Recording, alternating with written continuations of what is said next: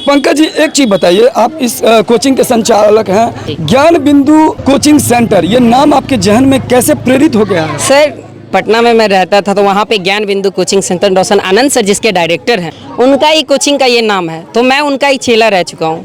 मैं वहीं पे पढ़ाई करता हूँ, अभी भी उनका बैचेज परचेज कर चुका हूँ और ऑनलाइन पढ़ाई करता हूँ। और ये मुझे अच्छा लगा ज्ञान बिंदु, मैंने अपने गांव में ढूंढा और पंचायत मतलब बेनीपट्टी पंचायत में देखा, कहीं पे भी नहीं है, तो मुझे ये कोचिंग अच्छा लगा। तो मैं सर से बहुत सारी चीज़ सीखता हूँ, तो उनका नाम ही रख दिया यहाँ पे कोचिंग का, ज्ञान बिंदु कोचिंग सेंटर। बहुत अच्छे सर हैं, मैं तो फिलहाल उनसे कभी मिला नहीं हूँ सामने से। इतना भीड़ रहता है क्लास में ना कि मैं नीचे बैठ के कुछ दिन क्लास किया होता है, 1 से 1.5 महीने। अच्छे कोचिंग की क्या पहचान है? जैसे आपने रोशन जी का नाम बताया जी, क्या खासियत लगा, क्या खास लगा उनसे? उनका पढ़ाने का तरीका अलग होता है, उनका हर एक कंटेंट मुझे अच्छा लगता है। आप उनसे प्रेरित हैं? हाँ, उनसे बहुत, उनका हर एक पॉइंट मैं देखता हूँ, उनका वीडियो देखता हूँ, उनसे बहुत सारी चीज़ सीखता हूँ। वो कुछ हमेशा नया करने के उद्देश्य में रहता हूँ, वैसे ही मैं भी उनके तरह सेम मैं भी कुछ नया करना चाहता हूँ अपने बच्चे के लिए। पूछ सकते हैं, और ज़्यादा कोई मैं फीस नहीं लेता हूँ, जैसे रोशन आनंद बहुत कम फीस लेता हूँ, वैसे ही सर मैं भी बहुत कम फीस में बच्चों को अच्छा शिक्षा देने की कोशिश करता हूँ। और इस वक्त हमारी मौजूदगी ज्ञान बिंदु कोचिंग सेंटर में, भले ही आपको पीछे बैकग्राउंड में देख सकते हैं, ये सारे स्टूडेंट्स छोटे छोटे बच्चे हैं जिन्हें सींचने का काम कर रहे हैं। यहाँ पंकज सर, जानकारी के लिए बता दूं कि खुद पढ़ाई कर रहे हैं, कंपटीशन की तैयारी कर रहे हैं और खुद पढ़ करके ये और भी बच्चों को अपने जैसा तैयार कर रहे हैं। साधारण से परिवार से हैं और एक किसान इनके पिता हैं। ये पंकज जी शुरुआती में ये मधुबनी जिला के हृदय स्थली बेनीपट्टी में, और बेनीपट्टी के रजौन पुल के पास ये पाली है। यहाँ छोटे बच्चों के लिए अलग से पढ़ाई की उत्तम व्यवस्था है। हालांकि बहुत सारे ऐसे पेरेंट्स चाहते हैं कि हमारे बच्चे अच्छे कोचिंग को ज्वाइन करें, अच्छे शिक्षण संस्थान में ज्वाइन करें, ताकि वो बच्चे शुरू से ही शिक्षा के साथ साथ संस्कार भी। चैनल के माध्यम से जितने लोग देख रहे हैं उसको प्यारा भरा नमस्कार। मेरा नाम हुआ पंकज, मैं एक छोटा सा गांव का रहने वाला हूं। कंपटीशन का भी तैयारी करता हूं, एक मैं खुद स्टूडेंट और बच्चों को भी पढ़ाता हूं। मैंने देखा बच्चों को अच्छा एजुकेशन नहीं मिल रहा है। मेरे टोल में ही बच्चे सबसे मैंने क्वेश्चन किया तो नहीं जवाब दे पा रहे थे, तो मैंने सोचा बच्चों को क्यों ना अच्छा बेहतर शिक्षा दे ताकि बच्चों को अच्छा नॉलेज मिले। पेरेंट्स उनका चाहते हैं कि अच्छा कोचिंग इंस्टीट्यूट होना चाहिए जी। तो कैसे तलाशें कि ये कोचिंग सेंटर सही है? तो सर, बच्चों को मैंने 1 हफ्ता डेमो क्लास दिया, यहाँ पढ़ के देखो, या अच्छा लगेगा तो पढ़ना, नहीं लगेगा तो कोई बात नहीं। किस चीज़ की तैयारी कर रहे हैं? सर, मेरा जनरल कंपटीशन SI का तैयारी कर रहा हूँ। इससे पूर्व में क्या आपने कोई अचीवमेंट किया है? हाँ जी, मेरा आर्मी क्लर्क में मेरिट नहीं बना, होमगार्ड में मेरिट नहीं बना, एयरफोर्स में मेरिट नहीं बना। उसके बाद बिहार पुलिस में कुछ नंबरों से इस बार SI का एग्ज़ाम दिया था, डेट ऑफ बर्थ के कारण मेरा रिजल्ट नहीं हुआ। पंकज सर ने बताया कि पढ़ाई, अनुशासन और सफलता ये अच्छे और बेहतर कोचिंग सेंटर की पहचान है। लेकिन कोई पेरेंट्स कैसे पता करे कि ये कोचिंग सेंटर बढ़िया है, यहाँ अच्छी पढ़ाई होती है? तो इनका कहना है कि practical is better than theory. Free demo classes हैं, डेमो क्लास में आइए, बच्चे ज्वाइन करेंगे। उनका 7 दिन में देखिए किस प्रकार से प्रोग्रेस है। उनके प्रोग्रेस रिपोर्ट के आधार पर यदि लगता है कि यहाँ से बच्चे संवर सकते हैं, उनका भविष्य निखर सकता है, जीवन में वो बच्चे आगे बन सकते हैं, वैसे डिसीजन लीजिए। लक्ष्य क्या है आपका? मेरा लक्ष्य यही है कि हर बच्चा कामयाब हो, गांव का हर एक बच्चा कामयाब हो। यहाँ पर कितने क्लास से कितने क्लास तक बच्चों को पढ़ाया जा रहा है? 1 से लेके 12th क्लास तक। कितना घंटा पढ़ाते हैं? सर, एक बैच का 1.5 घंटा टाइम है। एक बैच में कितने स्टूडेंट रहते हैं?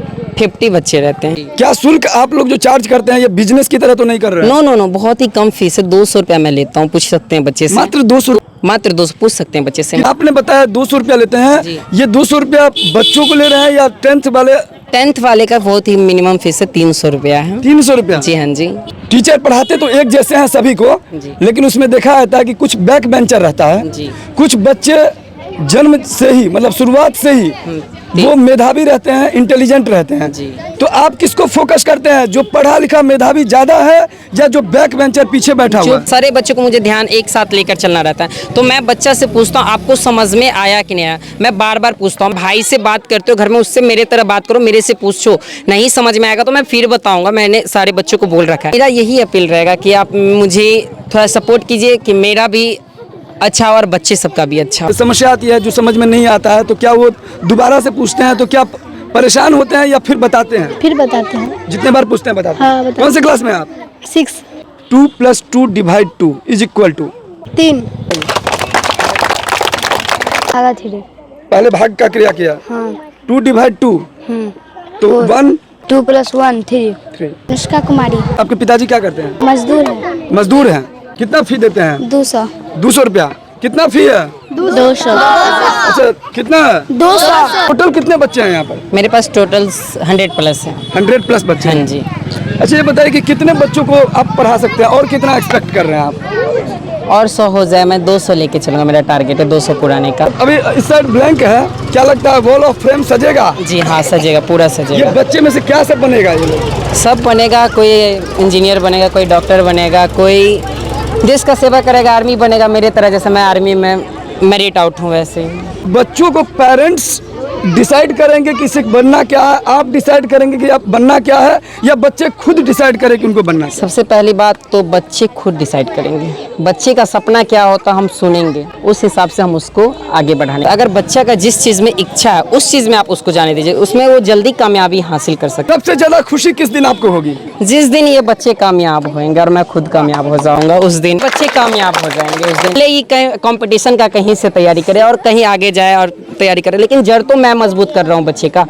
हालांकि ये छोटे स्तर से शुरू किया है पंकज सर। कोई पीछे आप देख सकते हैं इंफ्रास्ट्रक्चर, कोई बड़ा बिल्डिंग नहीं है बल्कि एक फूस का घर है और उसके ऊपर एस्बेस्टस डाला हुआ है। सुदूर देहात गांव के बच्चे जहां पर शिक्षा का अलग जगाने के लिए पंकज सर का प्रयास। आपको कैसा लगता है पढ़ने में? बहुत अच्छा लगता है। बहुत अच्छा लगता है। क्या अच्छा लगता है यहाँ पर, पढ़ना या खेलना?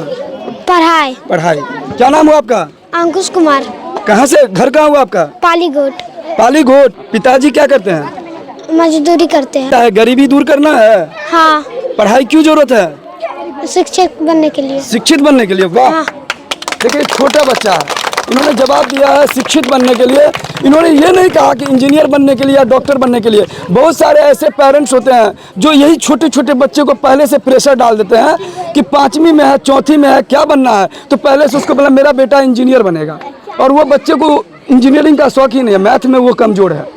किसी को नीट क्वालिफाई करना है, डॉक्टर बनना है, मेरा बेटा डॉक्टर बनेगा। सबसे बड़ी दिक्कत होती है, चैनलों के माध्यम से देखते हैं, वही बच्चे बाद में जाके अपसेट हो जाता है जब परीक्षा का परिणाम अच्छा नहीं आता है। तो असफलता सफलता की पहली सीढ़ी होती है। इस बच्चे ने बताया कि शिक्षित होने के लिए हम पढ़ाई कर रहे हैं, तो पहले तो शिक्षित होना चाहिए, ताकि ऐसे जो यहाँ पर संचालक हैं जो खुद शिक्षक हैं, तो इनके पास 100 बच्चे को ये शिक्षित कर रहे हैं, एजुकेट कर रहे हैं। इस वीडियो ज़्यादा शेयर कीजिए और कमेंट बॉक्स में प्रतिक्रिया दीजिए। तो क्या कहेंगे बच्चों, डर के आगे जीत है। डर के आगे जीत है। जो डर गया वो मर गया। जो डर गया वो मर गया।